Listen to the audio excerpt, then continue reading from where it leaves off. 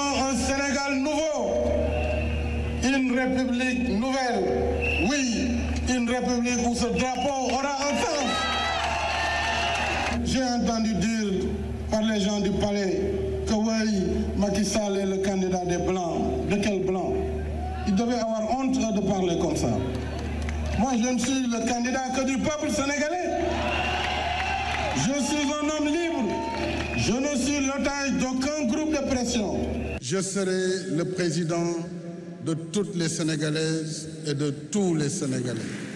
Je renouvelle par conséquent mon appel au dialogue sans exclusive. Un dialogue constructif et ouvert. Et de la diaspora. C'est en forte conscience des responsabilités qui m'incombent que je voudrais m'adresser à vous ce soir en ma qualité de garant du fonctionnement régulier des institutions, de l'indépendance nationale et de l'intégrité du territoire. Pour beaucoup d'entre nous, nous venons de célébrer la fête de la Tabaski, cette fête de la foi, de la solidarité et de la convivialité en compagnie de ceux et celles que nous aimons et qui emplissent nos vies de bonheur, d'espoir et d'amitié.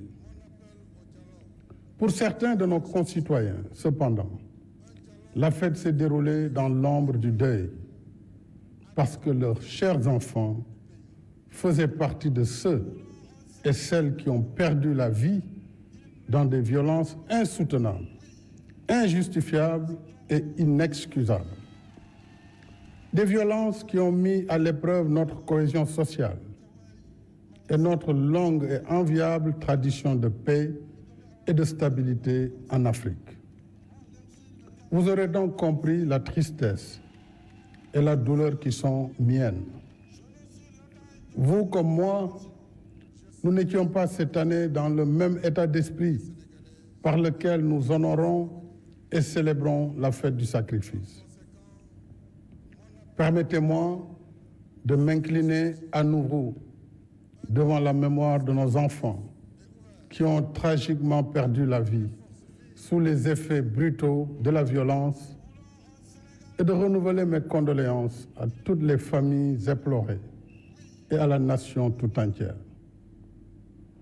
Je n'ai pas manqué dans mes prières, il y a quelques jours, au lieu saint de l'islam, de penser à nos regrettés disparus.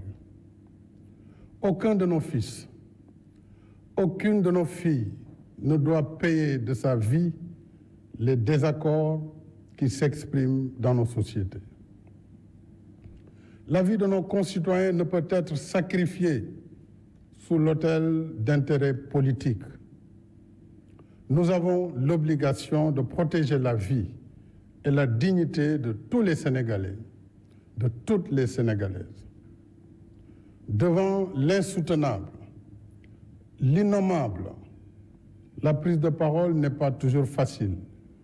Et souvent, les mots n'arrivent pas à exprimer le plein de tristesse qui nous envahit.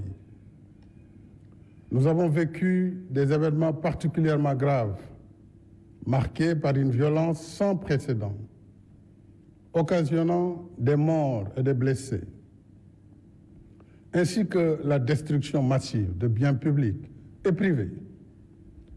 Les scènes de violence et de pillage auxquelles nous avons assisté et leur coïncidence avec une cyberattaque contre les sites stratégiques du gouvernement et des services vitaux tels que l'eau et l'électricité n'ont rien à voir avec une quelconque manifestation politique.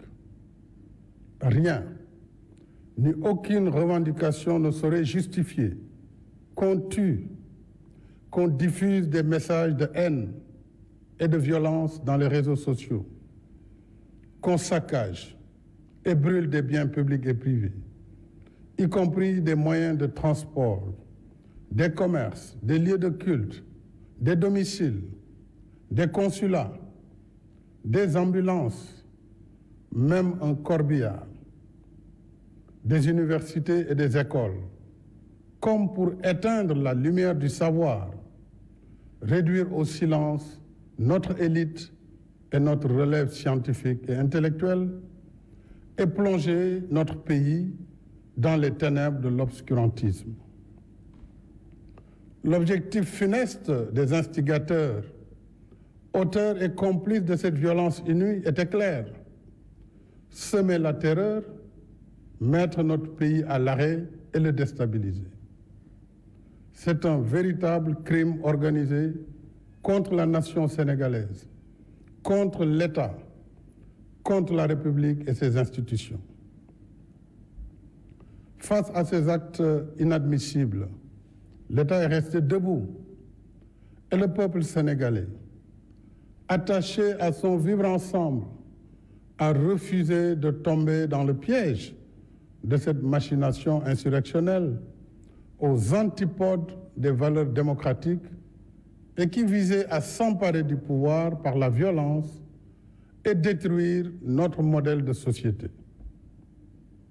Je renouvelle mon soutien et mon entière confiance à nos forces de défense et de sécurité, dont la retenue, le professionnalisme et le sang-froid ont permis d'éviter un bilan plus lourd. Je redis avec fermeté que les auteurs, les commanditaires, les complices répondront de leurs actes inqualifiables devant la justice. En attendant, les enquêtes se poursuivent. Nous ferons toute la lumière sur ces événements et sur les forces occultes qui veulent ébranler notre pays. Pour ma part, j'affirme ici que je ne transigerai pas avec des fossoyeurs de la nation, de l'État, de la République. Ce serait trahir mon serment constitutionnel. J'exprime encore ma profonde compassion et ma solidarité aux victimes de ces actes criminels qui ont perdu leurs biens, fruits d'années d'investissement, de labeur et d'efforts quotidiens. Je pense également à toutes celles et tous ceux plongés aujourd'hui dans la détresse parce que leurs emplois sont perdus ou menacés. C'est le Sénégal qui se lève tôt, qui travaille dur toute la journée et qui se couche tard, qui est ainsi atteint. J'invite fortement les parents et les familles à plus de vigilance. Je demande solennellement aux citoyens, aux leaders d'opinion, à toutes les forces vives de la nation, politiques et apolitiques, soucieux de la sauvegarde des valeurs démocratiques, de la paix, de la sécurité et de la stabilité de notre pays, de soutenir sans réserve l'action de l'État pour mettre en échec le projet pernicieux de déstabilisation du Sénégal. Quand la paix, la sécurité et la stabilité de la patrie sont à ce point menacées, il n'y a point d'indifférence et de neutralité possible. Au regard de cette situation sans précédent, j'ai demandé au gouvernement de faire un bilan exhaustif des pertes et d'examiner les voies et moyens d'assister les familles des victimes ainsi que les personnes et entités ayant subi des préjudices. Le contexte est difficile. Les inquiétudes, les angoisses sont là. Mais je sais que le peuple sénégalais a les ressources spirituelles, culturelles, traditionnelles, sociales pour transformer ces moments d'épreuve en une chance pour la paix. Ainsi, œuvrer à transformer nos divergences en des occasions de dialogue constructif pour forger le Sénégal que nous voulons. Un Sénégal de respect de la vie humaine, de la justice, de l'égalité et de la paix. Un Sénégal qui se réconcilie avec ses valeurs de dialogue, de concertation qui ont traversé le temps et construit son histoire enviée. L'heure du bilan viendra plus tard, alors que des occasions se présenteront pour vous parler de ce que le Sénégal a été sous ma présidence. Mais aujourd'hui, je voudrais interpeller toute la classe politique, sans exclusive. Notre pays nous demande de regarder ensemble vers l'avenir afin que nous soyons les bâtisseurs du Sénégal de demain.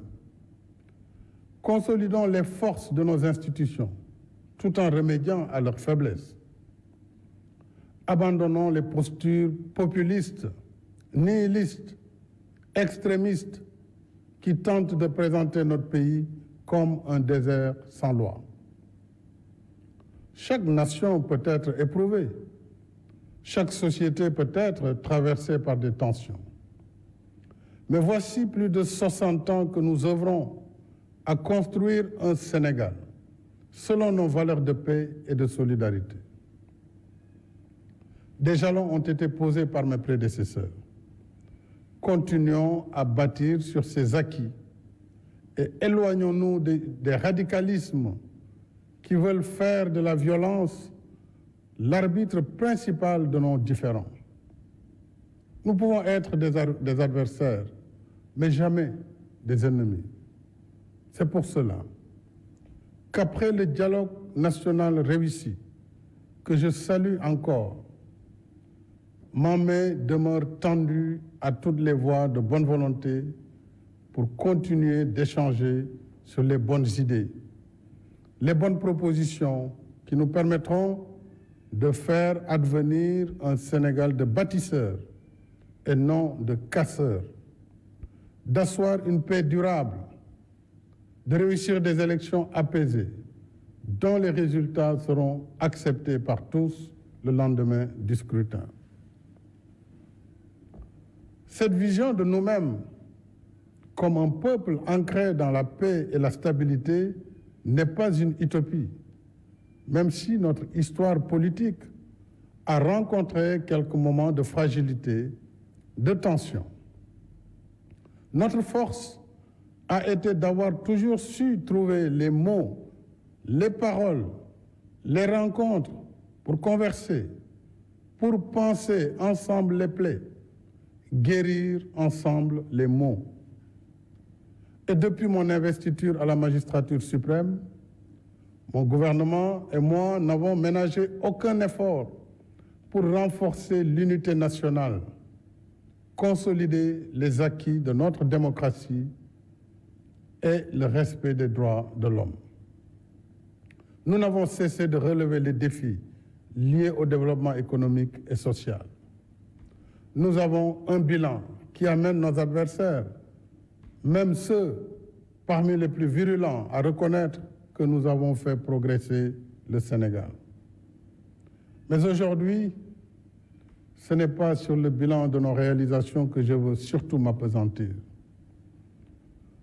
Je veux parler avec vous de notre avenir en tant qu'il est façonné par les dynamiques de notre présent, de nos aspirations les uns à l'égard des autres, de la promesse que chacun peut être pour l'autre dans la construction du Sénégal que nous souhaitons léguer à nos enfants. Je veux donc parler de ce que le Sénégal de demain exige de nous aujourd'hui, nous les contemporains. Je veux évoquer nos responsabilités en tant que communauté de destin. Nous sommes condamnés à une solidarité susceptible de préserver l'unité de notre nation, malgré les tensions et divergences qui peuvent nous opposer. Cette solidarité ne signifie pas une totale convergence des points de vue, une uniformisation des consciences, une domination des uns par les autres. Cette solidarité est celle qui nous empêchera de traduire nos désaccords, nos dissonances dans des violences meurtrières, justement parce que nous aurons su nous abreuver dans les sources démocratiques, morales, spirituelles et culturelles du grand peuple sénégalais. Cette solidarité, mes chers compatriotes, c'est celle qui poussera chaque individu à développer les comportements qui ne menacent pas l'avenir de notre nation. Cette solidarité, enfin, c'est celle qui fera de chacun, de chacune de nous, une digue contre la violence. J'entends bien les aspirations du peuple sénégalais, de sa jeunesse en particulier, de ses attentes légitimes en matière de justice socio-économique, de création d'emplois, de renforcement du système d'éducation et de formation professionnelle, de meilleurs cadres de vie. Je comprends la volonté de notre jeunesse de vouloir vivre une vie qui vaut la peine d'être vécue, ici au Sénégal et non ailleurs. C'est justement à nous concerter, à repenser ensemble cette solidarité que nous parviendrons en tant que société à répondre aux justes revendications de notre jeunesse et de l'ensemble des citoyens sénégalais. Jamais la violence n'a permis à un pays de répondre aux aspirations de sa population. Loin d'être une solution, la violence et les discours qui la construisent sont les signes d'une démission morale, intellectuelle, politique et citoyenne. N'est-ce pas à réinventer de nouvelles manières de penser le développement de notre pays et de l'Afrique que nous devons nous atteler ensemble afin d'assumer notre destin dans un monde de plus en plus instable. Mais pourrait-on collectivement nous ouvrir à des possibles, produire le meilleur de nous-mêmes, si nos intérêts politiques personnels nous dressent les uns contre les autres, poussant ainsi une partie de la jeunesse dans la banalisation de la violence. À l'heure où se reconfigurent les rapports de pouvoir au niveau global, où la révolution numérique nous plonge dans des ailleurs incontrôlés, le Sénégal et l'Afrique, de manière générale, ont plus que jamais besoin de se réarmer scientifiquement et intellectuellement pour la production des savoirs et des savoir-faire capables de défendre l'intérêt de nos populations et de nos cultures. Nous avons des intelligences et des ressources humaines ici, mais aussi disséminées à travers le monde, que seul le sens de la solidarité pourrait mobiliser au service d'une Afrique forte dans un monde malmené par des luttes d'influence et de domination. La violence, mes chers compatriotes, est un frein à la mise en œuvre de nos capacités, de notre engagement à faire émerger un Sénégal prospère, un Sénégal de richesse partagée. Bref, un Sénégal de tous, un Sénégal pour tous.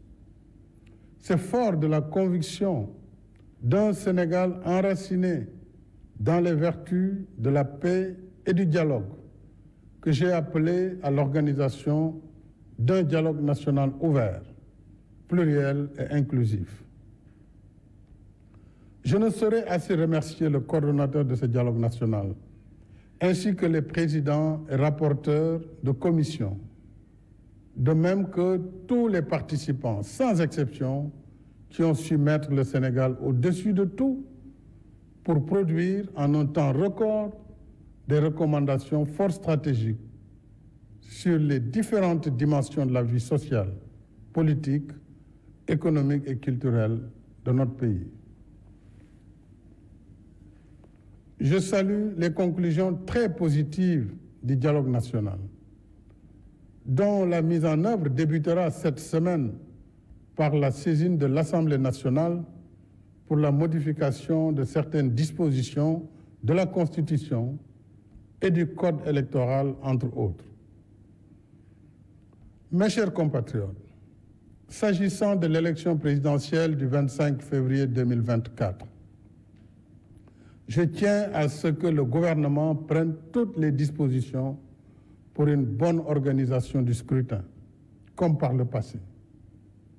En ce qui me concerne, j'ai suivi avec beaucoup d'attention et d'émotion les différentes manifestations de soutien à ma candidature pour un second quinquennat. La dernière étant celle de 512 maires et présidents de conseils départemental sur les 601 que compte notre pays. À cela s'ajoutent les soutiens de la diaspora, de mouvements de jeunes, de femmes, de nos respectés sages, d'enseignants, d'arabisants, de mouvements de religieux et bien d'autres groupes, tous déjà prêts pour mener le combat de ma réélection. À tous ces compatriotes, je voudrais exprimer ma profonde gratitude en réservant une mention spéciale et toute particulière à la coalition Benno Bokk Yakaar, à mon parti, l'Alliance pour la République, et à la grande coalition de la majorité présidentielle. Mes chers compatriotes, ma décision, longuement et mûrement réfléchie, est de ne pas être candidat à la prochaine élection du 25 février 2024. Et cela, même si la Constitution m'en donne le droit. En effet, depuis la révision constitutionnelle de 2016, le débat juridique a été définitivement tranché par la décision du Conseil constitutionnel numéro 1 C-2016 du 12 février 2016. Je sais que cette décision de ne pas être candidat surprendra tous ceux et celles nombreux dont je connais l'admiration, la confiance et la fidélité sincère. Elle surprendra aussi ceux et celles qui souhaitent me voir encore guider la construction du Sénégal, qui trouvent de plus en plus ses marques. Mais le Sénégal dépasse ma personne et il est rempli de leaders également capables de pousser le pays vers l'émergence. On a tant spéculé, commenté sur ma candidature à cette élection. Cependant, je n'ai jamais voulu être l'otage de cette injonction permanente à parler avant l'heure, car mes priorités portaient surtout sur la gestion d'un pays, d'une équipe gouvernementale cohérente et engagée dans l'action pour l'émergence, surtout dans un contexte socio-économique difficile et incertain. Contrairement donc aux rumeurs qui m'attribuaient une nouvelle ambition présidentielle, je voudrais dire que j'ai une claire conscience et mémoire de ce que j'ai dit, écrit et répété ici et ailleurs.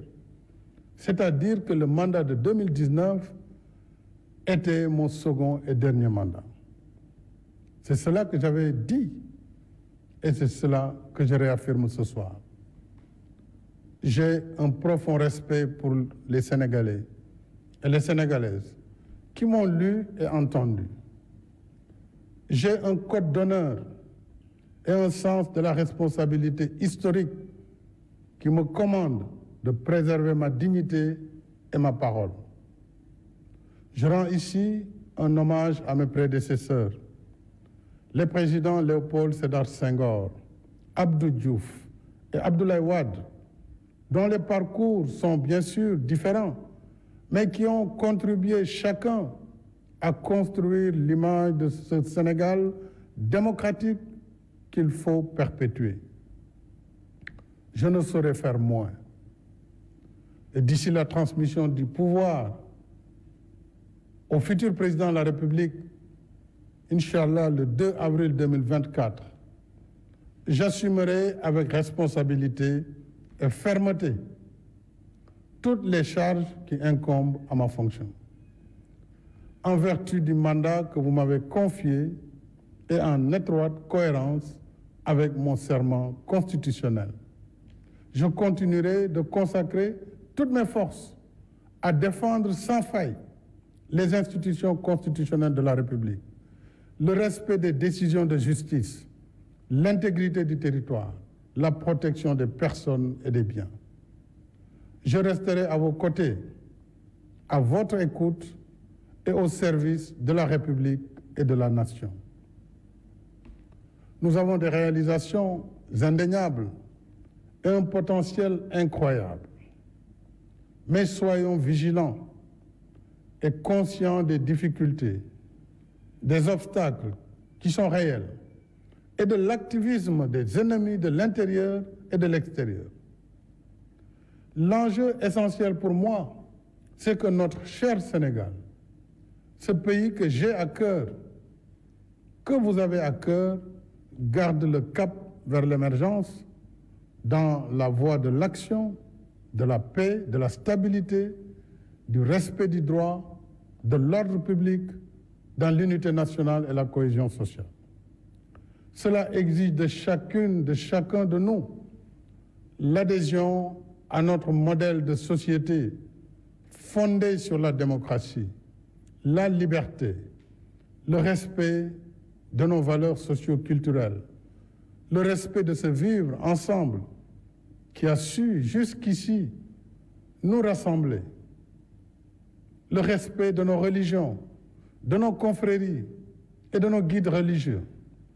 En somme, le respect de notre identité collective sénégalaise qui est ancrage dans le socle socio-culturel sénégalais et africain, mais aussi ouverture dans la modernité.